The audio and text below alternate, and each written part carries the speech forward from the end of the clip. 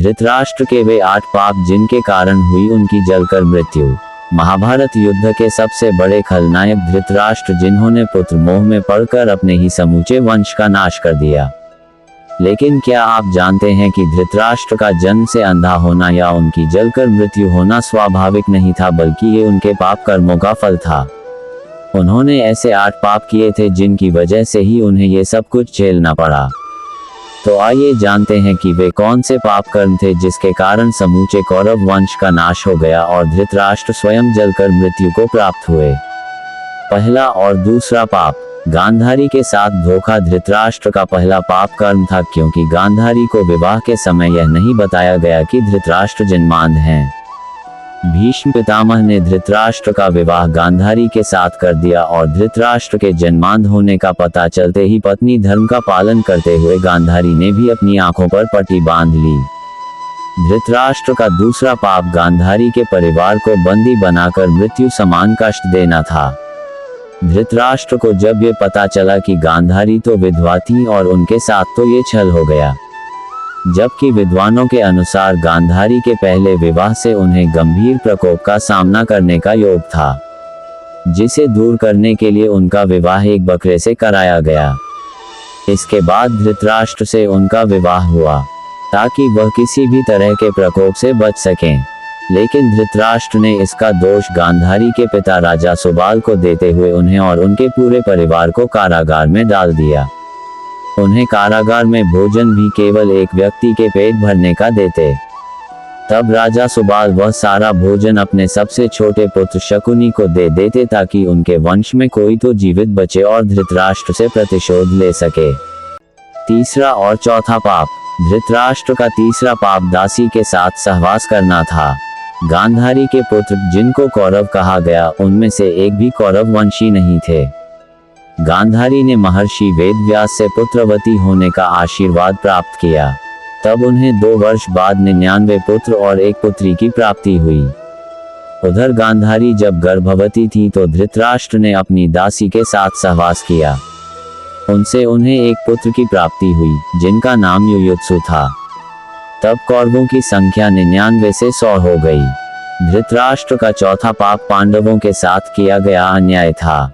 वह जानते थे कि पुत्र मोह में पड़कर वह पांडवों के साथ जो अधर्म कर रहे हैं वह उचित नहीं है, लेकिन उन्होंने फिर भी वही किया और सारे वंश का सर्वनाश कर दिया। महाभारत युद्ध रोकने के लिए महात्मा विदुर ने उन्हें कई बार समझाया और युद्ध के परिणामों के बारे में बताया, लेकिन सब कुछ जानते समझते हुए भी धृतराष्ट्र चुप ही रहे और केवल दुर्योधन और शकुनी की ही बात मानते रहे। पांचवां और छठवां, पांचवां और जघन्य पाप, द्रौपदी चीरहरण के समय धृतराष्ट्र का चुप रहना। यह एक ऐसी घटना थी जिसने महाभारत युद्ध की नींव डाली। ये कहना बिल्कुल भी गलत नहीं था। द्रौपदी का चीरहरण एक ऐसी घटना थी जिसने प्रतिशोध की अग्नि को जन्म दिया और फिर उसका परिणाम इतिहास का सबसे बड़ा युद्ध महाभारत देखने को मिला। धृतराष्ट्र का छठवां पाप अपने भाई के बच्चों का हक छीनना भी था। हालांकि यह उन्होंने स्वयं नहीं किया, लेकिन जब भगवान श्री कृष्ण ने पांडवों के लिए केवल 5 गांव मांगे तब दुर्योधन के इनकार करने पर धृतराष्ट्र का चुप रहना भी पुत्र मोह में पड़कर अधर्म का साथ देना ही था। सातवां और आठवां, भीम को मारने की इच्छा धृतराष्ट्र का सातवां पाप था। जब महाभारत समाप्त हो चुका था तब सभी पांडव धृतराष्ट्र से मिलने पहुंचे। वहां भीम के अलावा सभी ने धृतराष्ट्र को प्रणाम किया। जब भीम की बारी आई तो भगवान श्री कृष्ण ने भीम को रोका और भीम की जगह उनके ही आकार की बनी एक लोहे की मूर्ति आगे बढ़ा दी। धृतराष्ट्र पुत्रों के वध से अत्यंत क्रोध में थे। उन्होंने समझा कि उनके सामने भीम है तो उन्होंने उसे कसकर पकड़ा और तोड़ दिया। लेकिन जब उनका क्रोध शांत हुआ तो भीम को मृत समझकर रोने लगे। उसी समय भगवान श्री कृष्ण ने उन्हें बताया कि वह उनके क्रोध की अग्नि को जानते थे, इसलिए भीम की जगह उनके आकार की मूर्ति आगे कर दी थी। इस तरह श्री कृष्ण जी ने भीम को धृतराष्ट्र के क्रोध से बचाया। आठवां पाप धृतराष्ट्र के पूर्व जन्म का था। उस समय वह अत्यंत निर्दयी राजा थे।